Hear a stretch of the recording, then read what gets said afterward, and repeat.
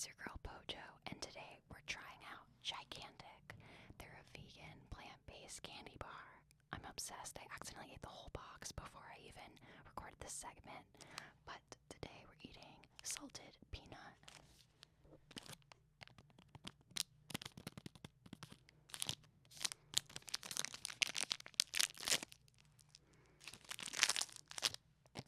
There's salt on the bar. I just popped it.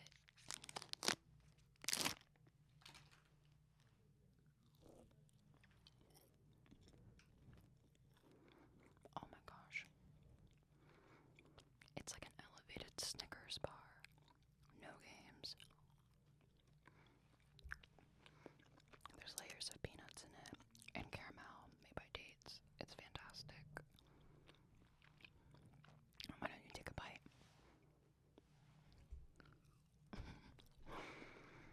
I'm gonna eat this whole box today too, I can tell. Let's get into it.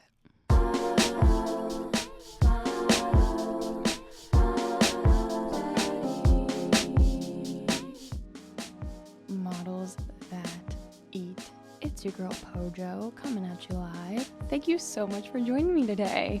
I'm sure you weren't expecting a solo episode in the middle of the season, but you guys, I thought I should break it up a little bit. We had an amazing run these first 4 episodes, and I thought I'd come back, say hi, have a little, catch-up sesh. And y'all, if you didn't hear the ASMR segment, if you're misophonic, I apologize, but we just snacked on what I would say is a revolutionary bar. Now, I love candy. I'm not like a big every type of candy person. I'm very specific. I used to love Butterfingers, Snickers, the sour strips, you know what I'm talking about? Like the sour punch ones. But going vegan, obviously that cuts out a lot of the chocolate things. So I've always been looking for a really good vegan chocolate bar. And it's not always easy. It's not, I'll be honest. But Gigantic was willing to reach out and give me some of their vegan candy bars. Now, initially, they had given me a variety pack of their candy bars. They have a ton of amazing flavors. If I'm remembering correctly, they have a hazelnut one, a banana pecan, they have this salted peanut one, and they had another flavor. I can't recall, but I ate that entire variety pack before I could even taste test it with you guys. If that doesn't speak on how much I liked the bars, I don't know what does. So I had to go ahead and buy my own box before this taste test. But this one is my favorite flavor, and it's their salted peanut, sort of sweet candy bar. It's fantastic. 8 come in a box. And will I eat the whole box again? Definitely. But y'all, let me just take one more bite, because this is so good. I love it. You're going to love it. Give it a shot. And shout out Gigantic. Thank you so much for sending me your bars. It was so good. I also wanted to shout out Just Water because they sent me a variety pack of their flavors as well. I didn't even know Just Water had different flavors of water, but I love infused water. I don't know about you guys. I'm into all the vibes. At home, usually I do like lemon and mint from my garden, which is amazing and obviously so fresh. So I thought I'd give their mint water a try, as well as this one, which I have not tried, their blackberry water. That sounds amazing.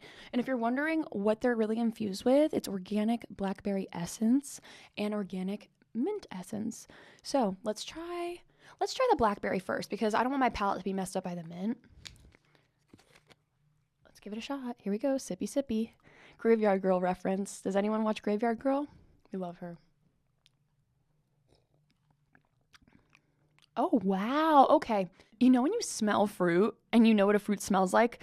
This tastes how blackberries smell. That's such a weird thing to say, but I actually really like this. I would actually buy this. I'm not even going to lie. If I wanted like a little like fruit moment in my water, I would definitely buy this if I saw it at a bodega. Wow, super cool. Also, another thing I like about Just Water, they're sustainably sourced water in a plant-based carton. So I really hate buying plastic. So I, thought I'd give them a shot. But yeah, they're super cool. Super cool. Another thing we're going to try, let's try the mint water too, by the way, because we got to give it a shot. It'll be nice and refreshing.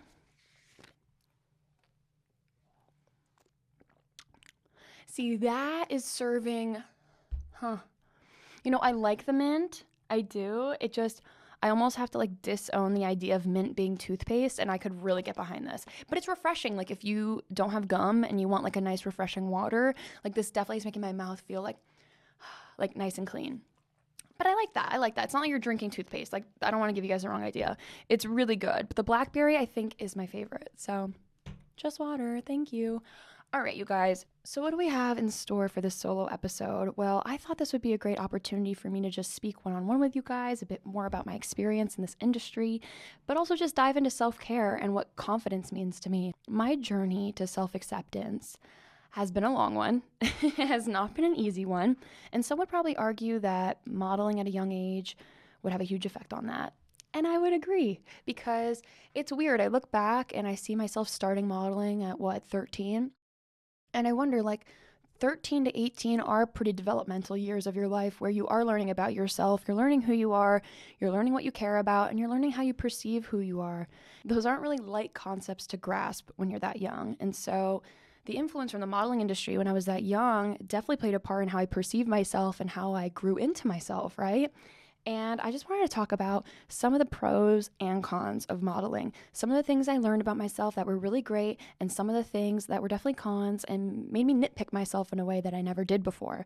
And I'm somebody that, you know how some people fixate on certain things, like, oh, like my face is uneven, or I don't like my lips or my nose. Like, I wasn't really that type of person until I started modeling. It's so weird. Like, I think in middle school or high school, like, it's an easy time for that to breed on those ideas, but I really wasn't like that until I was working. So I'm going to tell you guys all the positive things, kind of dive into those memories I have, and then negative.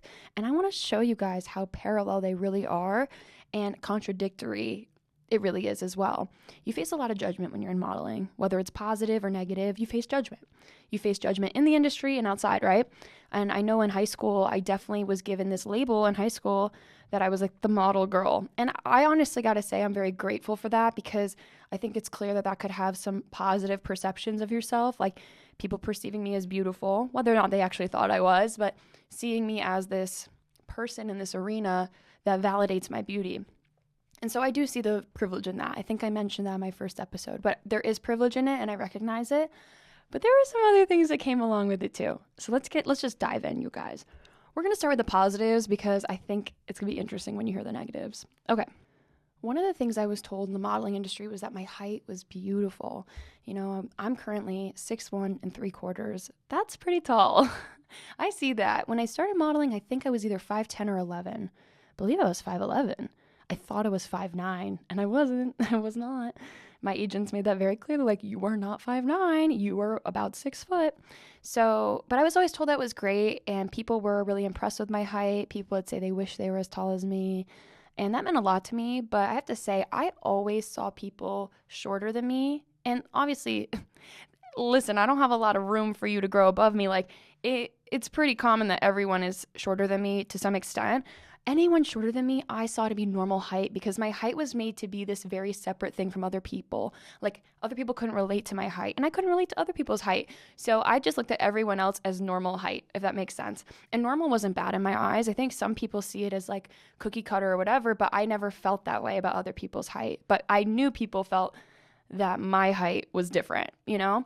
But I'm very lucky that a lot of people did reinforce in me that my height was a privilege, and it was awesome. And even playing sports growing up, you know, soccer, you know, I could run, and I definitely had some long strides out there.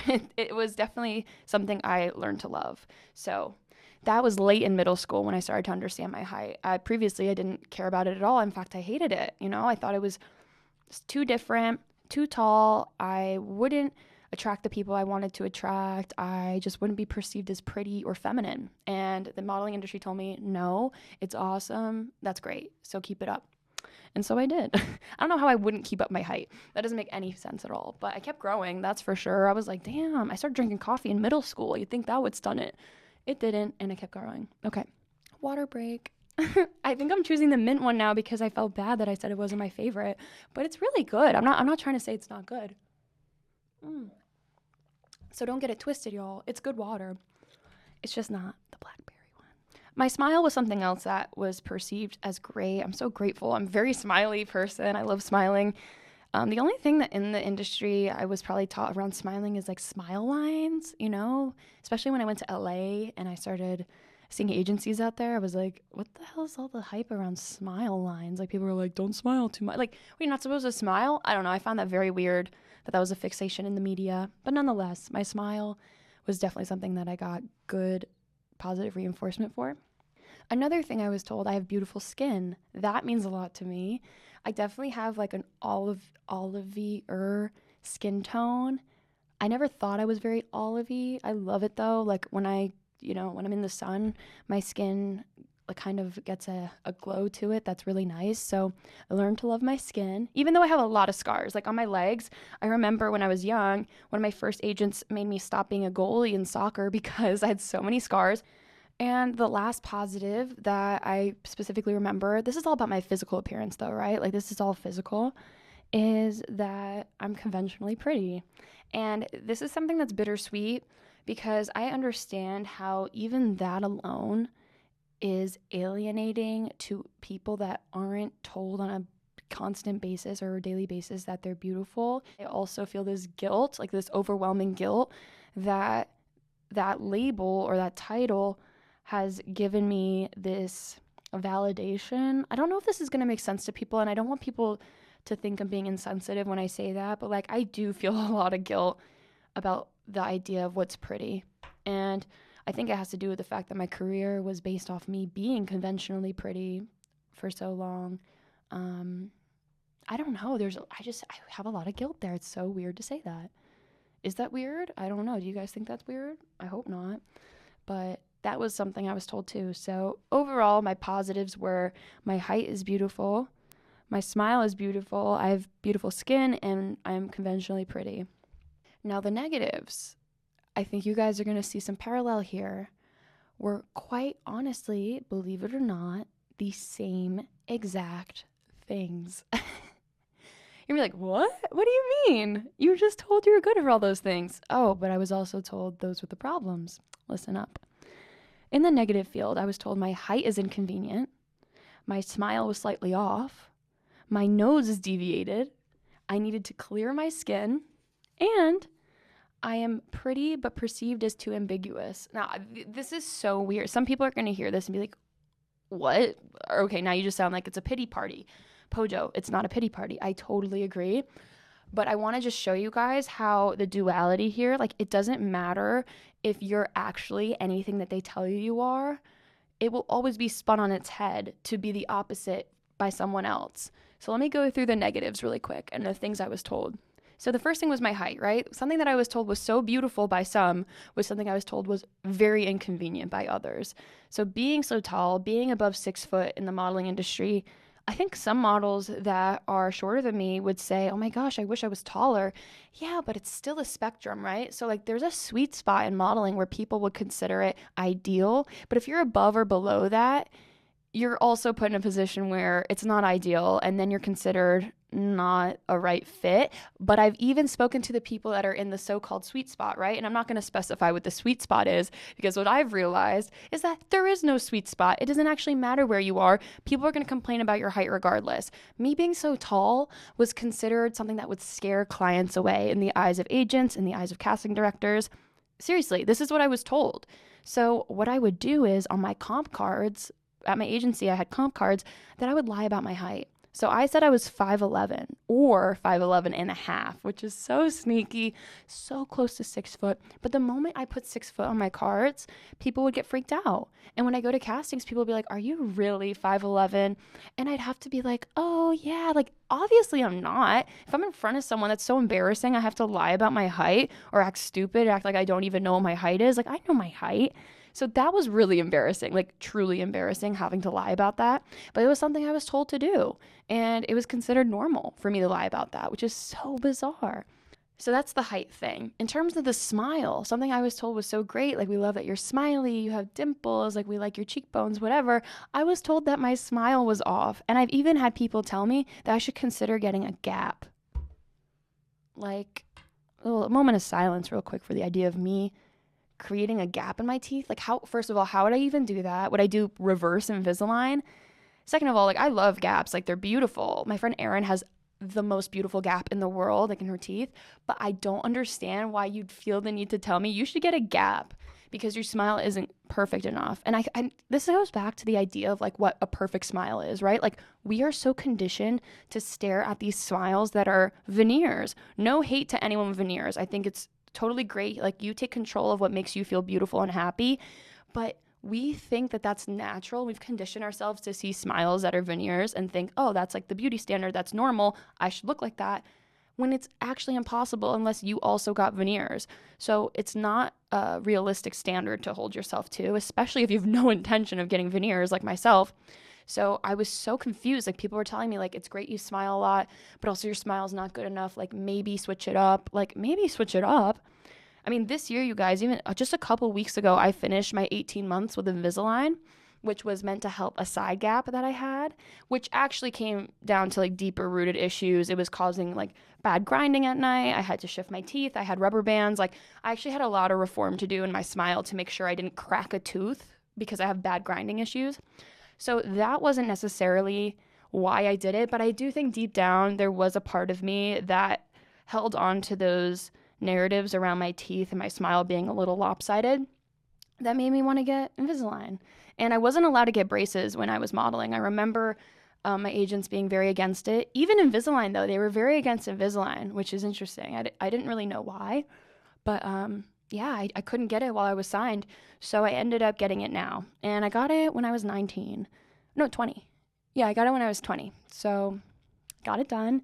I'm happy I did it because now I have a retainer at night and I can make sure I'm not grinding too much. But I think it's important to acknowledge the fact that, those comments about my teeth absolutely affected me. They absolutely affected me. Like I literally changed my teeth after.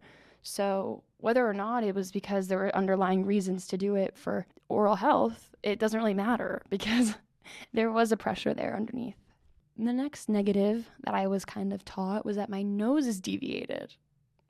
Now, you guys can take a look. I don't know if you'll be able to see it on camera, but I actually have a deviated septum right here. So my nose is perceived as straight, but if you actually look at the bridge of my nose, it curves a little bit. And underneath, you can see the cartilage sticking out because my nose is a little bit shifted. Now, it became a meme between me and my sister. I remember, like, we would always make jokes about it, but nothing that I took very personal. But I remember the reason I found out I had a deviated septum was because photos came back from a photo shoot and were sent to an agent of mine, and they pulled me aside to tell me that I have a deviated septum. And I was like, sis, I don't know what to tell you. Like, I even remember because my teeth that were slanted, like my slanted smile where I had the gap on the side, and my nose, they were both slanted in the same direction. I even remember asking my parents, this is terrible, if I was dropped as a child. Are you kidding me? Like, are you dead ass? You really just asked your parents that because of all the comments you received at work? At work. That's the weird part, right? This is all at my job. So, yeah, no, I remember being like super insecure about that for a while. I was like, will I ever get a nose job? Like, maybe I will. And I remember talking to my mom about it, and she's like, you clearly do not need a nose job. Like, you're not having breathing issues or something like that. Like, if you want one, that's up to you. Like, my parents have always been supportive. Like, look, you make your own decisions. You're grown. You can decide. But in truth, like, the only reason I wanted anything to do with a nose job or fixing the issue was because I was told it was an issue or it was brought to my attention. For what? It wasn't like they were going to tell me get a nose job. Like, that would have been absurd. And I know girls have been told to do that, or models in general. Like, that's very, very sad. Terrible, terrible thing to tell somebody. But I remember getting told that, and I immediately became self-aware around it. I was like, okay, my nose is slanted. What does that mean? Will I ever book beauty clients? Will I ever book a makeup campaign? Probably not. And then it got in my subconscious, and I'm like, it's just terrible what it does to you when people pull those insecurities out. Like, I would have never thought about a deviated septum, ever. It's just ridiculous. So the next negative, which was actually a positive apparently at one point, but was perceived as a negative later, was my skin again. Here it comes. I've had moments where I've had like dry skin issues or whatever, and I had a struggle with acne when I was a teenager. Now, it wasn't super bad all over my face, cystic acne. I actually had targeted acne on my forehead, which was because I had blunt bangs growing up. So up until I was in high school, my freshman year, I decided to grow out these blunt bangs I had. They were my first modeling look. It was how I was perceived by the industry when I was young. It's why I booked Teen Vogue. That's how I booked Delia's and all that stuff. That was a part of my look then. So it kind of fed into why I booked those jobs. But I remember when I finally was pulling my bangs back and I was growing them out, I was so embarrassed because I had such bad acne on my forehead. And it was brought to my attention by management for sure. But more than that, it was something that I think was brought to my attention on set. Now, makeup artists in general have always been so sweet and kind to me. And I know it's because they understand that when you're young and you're working, like, it's not your fault if you have a breakout. You're hormonally, like, out of balance. Like, you're going through puberty and stuff. So I had people that were definitely not delusional around that. They were very nice. And I remember a few makeup artists, one of my favorites being Ingeborg. She's so nice. And we worked together when I was really young. And I remember her giving me a pep talk about acne, and I was just like, oh my gosh, like, you just changed my life. Like, you made me feel so much more confident. And I'd been told, like, you need to clear your skin, you need to clear your skin, you need to clear your skin, which is actually something we're going to revisit end of this podcast. I want to tell you guys a story about what happened to me in Paris. And that's kind of an important story. So I hope you stick around for that, because that has to do with all of these aspects. And the last negative I was specifically told was that I am pretty, but too ambiguous. You may be like, what? Ambiguous? Ethnically ambiguous. That was one thing that I found really, really weird. And when I was younger, I didn't really understand. But because I'm technically ethnically ambiguous and I'm white, people wanted me to say that I was different things when I went to castings. This is where it gets really weird, you guys. Really weird. I'm pretty mixed in terms of like background, but I'm from America. I'm definitely white. Like, that's it. But because of my features, like my eyebrows and I guess my hair in general, I was told, like, hey, play on the fact that you're Lebanese, or play on the fact, or like tell people you're Hispanic. People were even telling me to tell people I'm Hispanic. Bruh, how am I supposed to tell someone I'm Hispanic? Like, I'm not. I'm just not.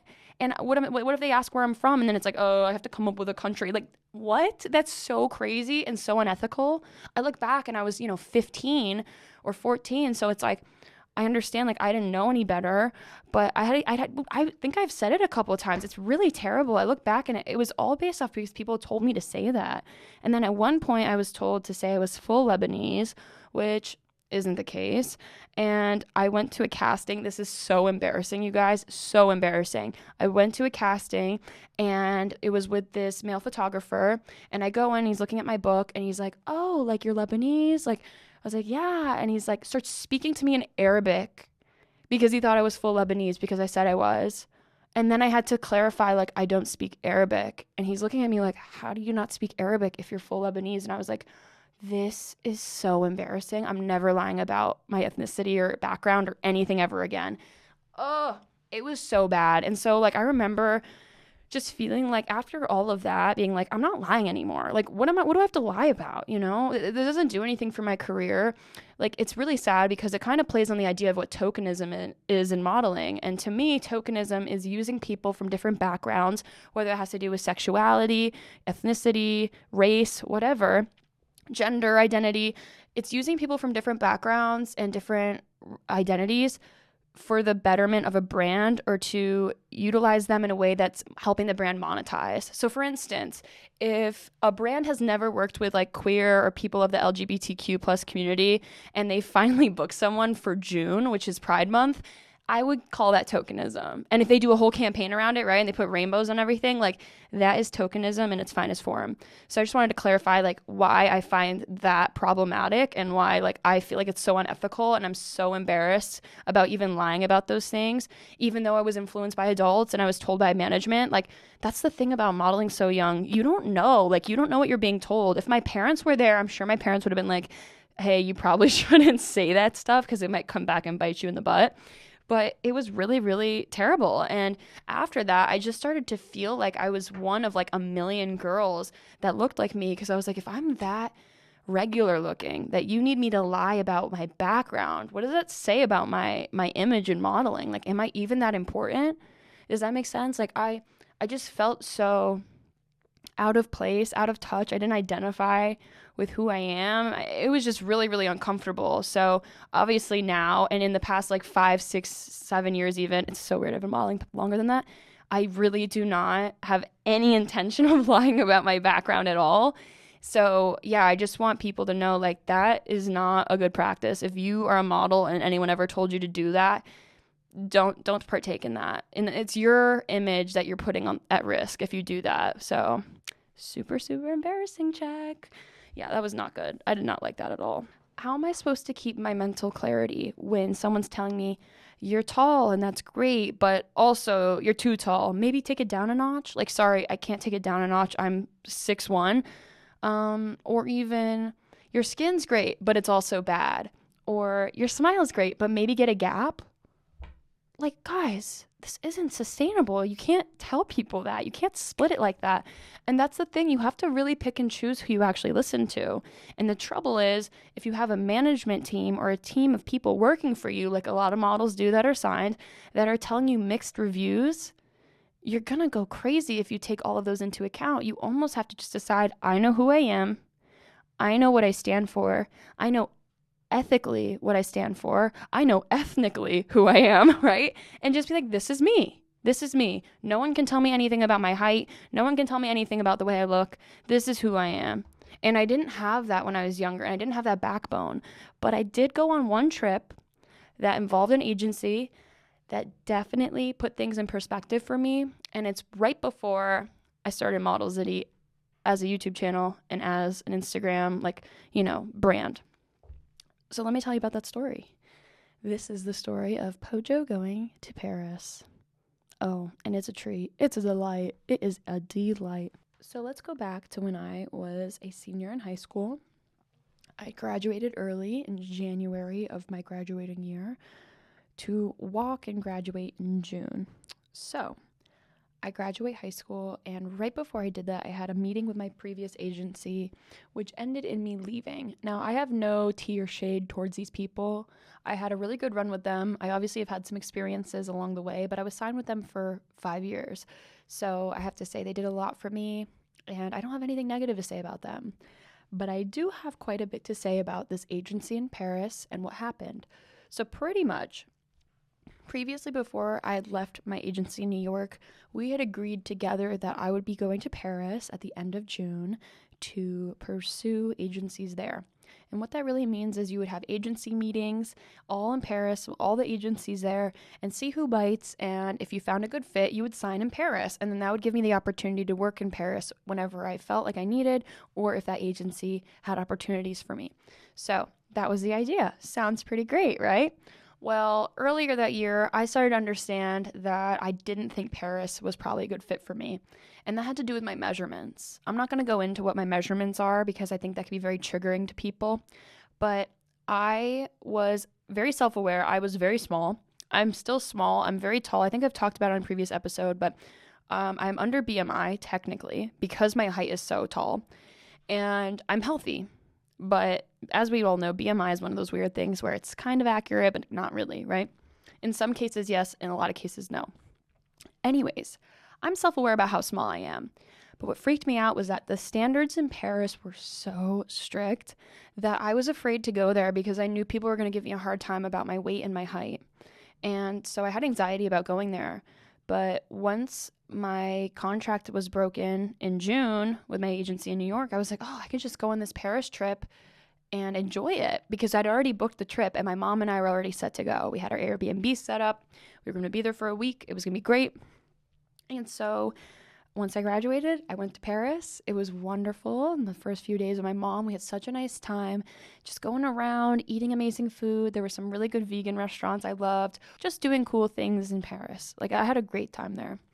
So one day my mom and I are walking on the street and I got scouted by a person from an agency in Paris. And they were very eager to get me in their office. They're like, you should come to the office and meet the team. And I just thought, oh my gosh, what are the odds, right? Like, I leave my agency, I'm going to Paris. We intended it for it to be an agency trip, and it ends up being like some sort of alignment there. I can't believe this happened. I was very optimistic because this person's telling me, like, come to the office, come meet the team. And I'm like, wow, that could be super cool. Like, if they might be really into me and I could actually sign with them. So my mom and I go, we have a meeting probably like a day or two later. And we end up at this office in a beautiful building. I just remember the architecture being gorgeous, like beautiful high ceilings and all of these it was just gorgeous. I loved it. So we go into this agency, greeted by this guy, seems very nice. As soon as I like say my name and I say I have a meeting, he's like, great, just go into this room here. I go into this room and there's a scale and there's a measuring height wall situation, if that makes any sense. So I'm like, oh, what's going on? And I have to weigh myself for their record and measure my height, which I found weird because I've had my height measured when I go to agencies. I've never been weighed. Never. I find that extremely problematic. That kind of ties back to the BMI stuff, but I remember being like, why would you need my weight? And that's something that's so touchy for a lot of people. And at my size, even where I was self-aware about how small I was terrified of getting weighed. And I remember doing it though, because I'm like, oh, maybe this is what they do in Paris. And they weigh me. They also take other measurements. They take my hip, my waist, my bust, my arms, I think. Maybe my legs too. They took a lot of measurements of me. But I didn't, I just said, you know what, do it. Like, maybe this is what happens in Paris. I wasn't aware of what goes on there. And so then I go into my meeting. So I met a few bookers before that. I remember going into the room where the bookers are. I was wearing a Moschino dress. I remember I had my nails from prom done. And my hair was normal, like just natural. I had light makeup on. I wasn't wearing much at all. And I felt really confident going into that meeting. Very confident. I was wearing white Converse. I felt cute, And after that meeting, I've never felt worse about myself in my entire life. And it was because I was told to come into this agency. So this is what happened. My mom and I go into this room. It's a boardroom with 3 agents. 3 or 2. It might have been 2. I just remembered 2 people specifically. One was a guy, one was a woman. And the woman was American. So I felt really comfortable talking to her because I was like, oh, she's American, because I could speak to her in a way where I didn't feel like there was a language barrier, if that makes sense. A lot of them spoke English, but I specifically felt like she understood what I was saying about my job. So they started asking me questions. And she was asking me, where are you from? What was your career like there? So I was working in New York City. So I was telling her about all my clients. I started working young. So I was 18 at this point. I had 5 years of experience. So I started telling her about all my clients. And I'm telling her about the history of my work and how it pivoted. And she stops me in the middle of what I'm saying. And she goes, whoa. You sound like an adult. You need to take a step back and be a kid for once. I'm just like, did I hear that right? Excuse me? What? She's like, you need to be a kid for once. Stop. I was like, bro, you just asked me about my career. I'm telling you about my career. What's so weird about that? And I was like, oh, okay. And so she kind of stops me in my tracks and she's like, look, it's very clear you don't take your career seriously. You're obviously overweight. Your skin is bad. Your nails are bad. Your hair is bad. I was just looking at her I was just in shock. And she goes, if you want to be taken seriously in this industry, you're going to need to clean up your act.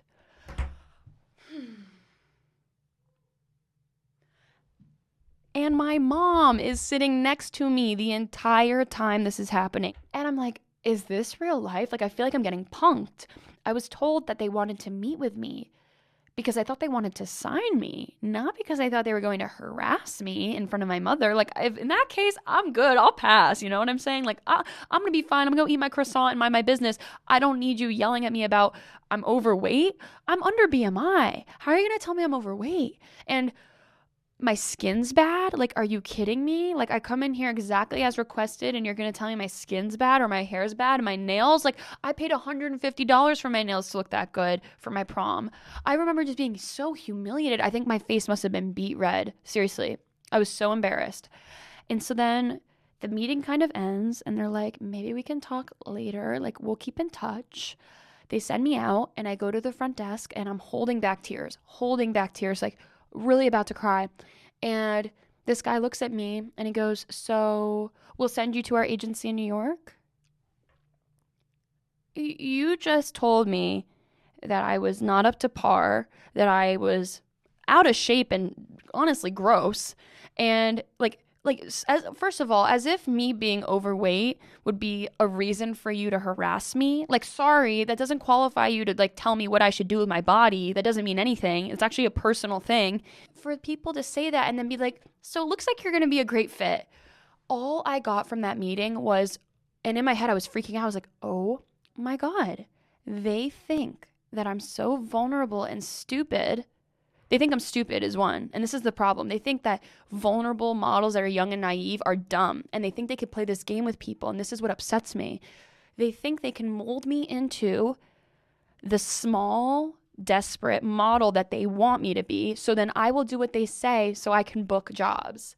As if that would do anything. As I showed you guys in the previous points, like the pros and cons, all of the things that were the good things about me in modeling were the downfalls of my career too, apparently. Because people like to nitpick all the things that I thought were the good things that were getting me good feedback on this side. But the people on this side are like, actually, no, those are the problems. Sorry.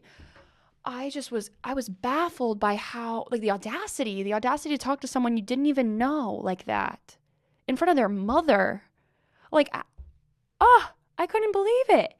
But it just made me sad. I was like, wow, you have definitely done this to people before. And those people listened and they came back and they shrunk for you, or they changed their skin, or they got on some pill that would help their skin, or they started wearing extensions for you because you told them to do that. Or, you know, and I spiral there because it turns into, like, think about all of the eating disorders and troubled and life-ruining issues those types of comments cause people, because what seems like their big break and their opportunity to live their dream as a model comes with the cost of being healthy and happy or satisfied in the way they look. Like, that doesn't cut it for me. And so I remember leaving that meeting as soon as the door closed and I was in the hallway with my mom. I was hysterical. I was sobbing. I couldn't believe it. I was like, I felt like I got bamboozled into going. I literally felt like I got punked, you guys. I know I said that before, but, like, I really felt like I got played. And it was humiliating, to say the very least, but very alarming. And all my mom could say when we left was, I think they liked you. And I'm looking at my mother. I'm like, are you okay? Like, are you serious? And she's like, no, Phoebe, like, that was a game of manipulation because they want you to be on their team. And she was 100% right. And that was the really sick part of it all, was that this mental game that comes with these labels, that comes with these contracts, is so damaging. I've carried that story with me ever since. That was 4 years ago.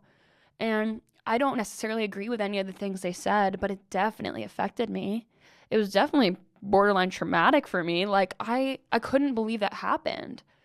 I thought I was going into something completely different, and I walked out with some of the worst self-esteem I've ever had, and knowing for a fact I had no intention of signing in Paris at all. It sounded like a dream, right? Like a model in Paris, living her dream life under the Eiffel Tower with her friend. Like, no, dude, that's not what it is. And that's the scary part about this space, is that sounds like what it is.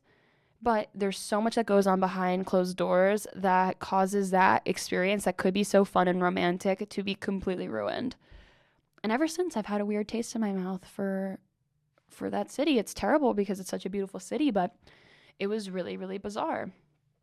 So when I got home from that trip, I remember feeling the need to get signed again so badly in New York. And I was, like, so upset that they had the audacity to try to send me to their agency there. But as time went on, my fear of not being considered what I was labeled as for so long, a model or a working model, ate away at me. And even for a couple months after that, I got home in July.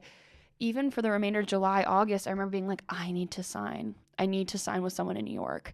I even think, if I remember correctly, that I emailed back that guy who said, so would you like to sign with our agency in New York? I think I emailed him back trying to get a meeting. That's how sick in the head I became because of this. Like, it completely deteriorated my self-esteem. And I was so ready to do whatever it took. And I've heard this before, and Tiff even said that to me in the last episode, but, like, it's really scary what this place can do to you. And I didn't end up signing. And this is another quick story I'll tell you guys. I had a very interesting experience with an agency in the city late 2017 when I got back from Paris. that was so interesting and has led me to where I am now in such a big way that I would be doing a disservice not sharing. So when I got back to the city, I had an agency meeting with a big agency in New York. I was very excited. I went in, the meeting went super well. I had a team member there I knew. I remember feeling super confident, and I was so ready to sign this contract. I was like, this is the fit. I remember the one red flag, though, was when I asked them if I could be Pojo on their board as my name, they said no. That was supposed to be something to me that was considered a non-negotiable, because I knew, like, I wanted my brand to be Pojo. Like, I knew who I wanted to be online, and I knew who I wanted to be brand facing, like Phoebe Pojo or Pojo. Like, I knew that, and they didn't want me to do that. They wanted my real name, and so I was like, I don't know, but maybe I'll sign, maybe I'll do it, right? I was like, well, this might, if it's a good fit, like, I shouldn't throw it away just because they won't do this one thing I asked. Like, maybe they know it's better for me. I think we all know the answer to that. They don't. So anyways, it's days before we're supposed to sign this contract, probably 2 days before. I emailed the team following up saying I'm so grateful for the opportunity. I'm really excited to sign. Let me know what day works for you. I'll come into the office. And I got an email back from a higher up at the agency that told me it wasn't a good fit anymore, and they didn't have room for models that eat at the agency. Now you might be like, wait, models that eat. So prior to this, I had mentioned to them, because when I started the YouTube channel, I had gotten an offer to produce Models That Eat as a show. They were trying to pitch it to Netflix or something. Like, I got a big, email from a production team, I suppose. And I remember being very off-put because I had just put out like 2 videos, and I was like, nobody knows what this is yet. I don't even know what this is yet. I can't commit to something like that without knowing what the YouTube channel is all about even. So I mentioned to the agency when I went there, hey, I do this thing. It's called Models That Eat. I love it. It's really fun. I've gotten some production offers. I think it's going to be a big thing, and I really want to make sure you guys are on board on a PR level, understanding like I do this. It's a part of who I am. And they seemed super eager and happy for me. And this email I got was pretty much telling me they couldn't sign me because of Models That Eat. And another Phoebe crying to her mom moment. Like, I'm crying and my mom's there, and I'm like, I don't understand what I did wrong. Like, I finally felt like I was going to be accepted again. And my mom just told me, my mom told me, she was like, that means you're doing something right.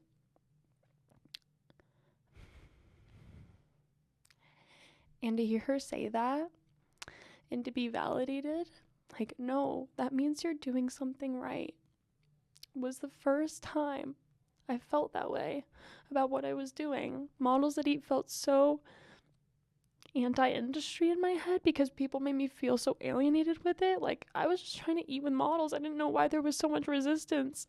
I didn't understand why people were so against what I was doing, like, to the extent where you'd cancel a contract. But at the same time, the parallel there with, like, we want to make this a show.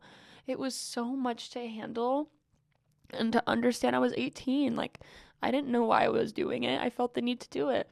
And my mom was just like, no, Phoebe, like, you're doing something right. And you should keep going. If they don't want you because you're doing this, you need to keep going. And soon after that, the YouTube channel became what it is today, and Dine and Dash took off, and people really loved the episodes, and I was getting amazing messages about how it was helping people with their own body image and food, and I would get people walking up to me on the street like crying when they meet me, like things like that, where it's like, holy shit, my mom was right.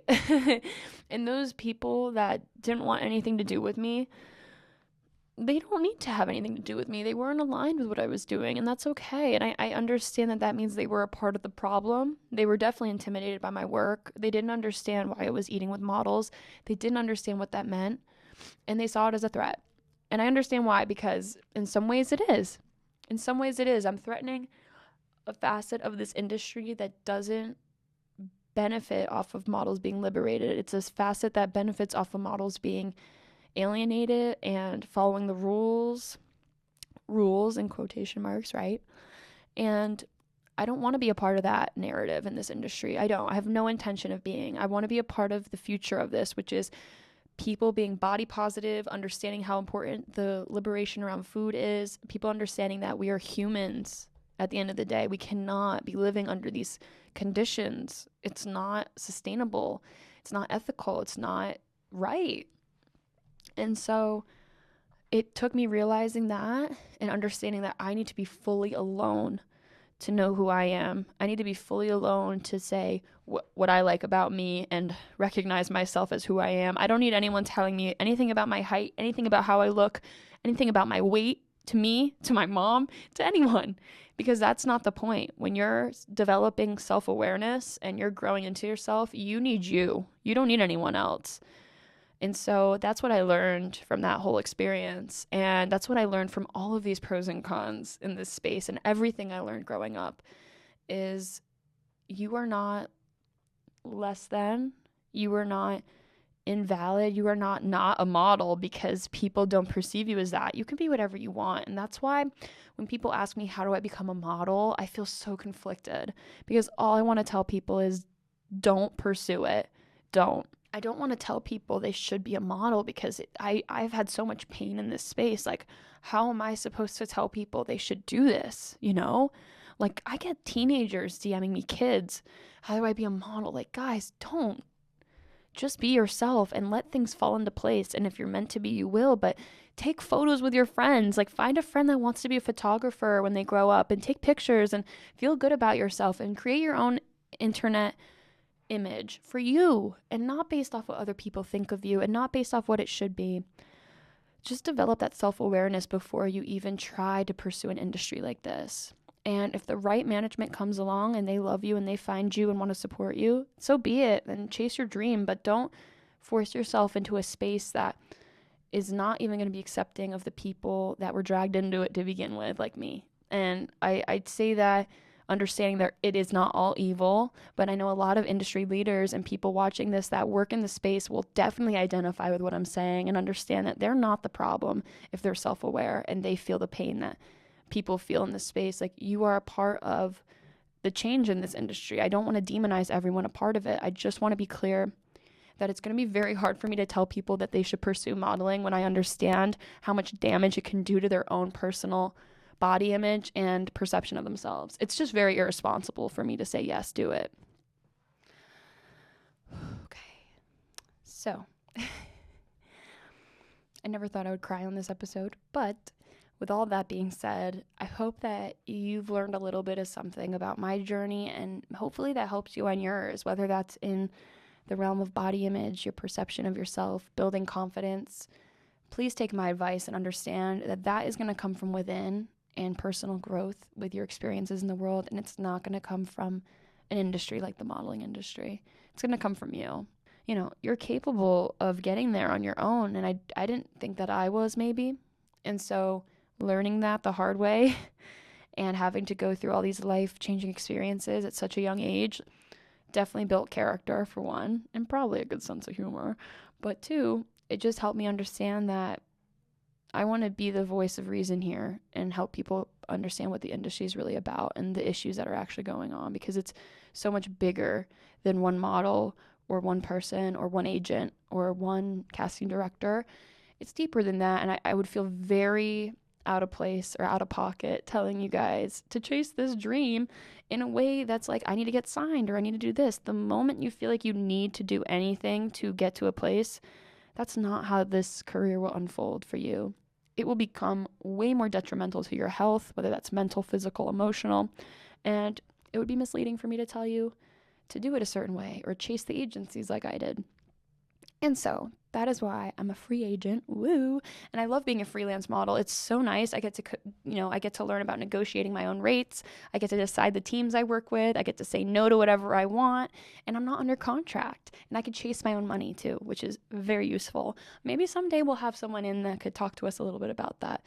But for now, don't feel like modeling's the end-all be-all or you have to be a model. Because once you are one, you're going to see it's very different than what you might have thought it would be.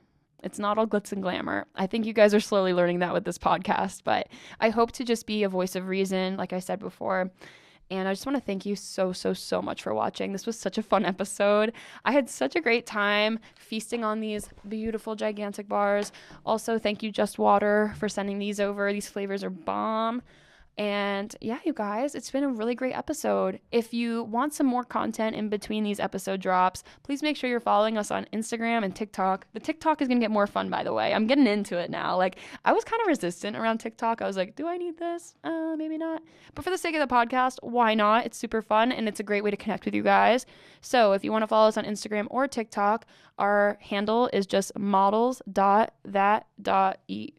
My personal Instagram is at Pojo. So check us out, give me a follow, DM me, tell me what you're eating today, tag us in your story if you're posting food. I'd love to see what you guys are eating. And so it is. I'm gonna tap out, you guys. I might have to have another bar, honestly. It's been so real. Thank you so much. Please go eat something delicious today. You absolutely deserve it.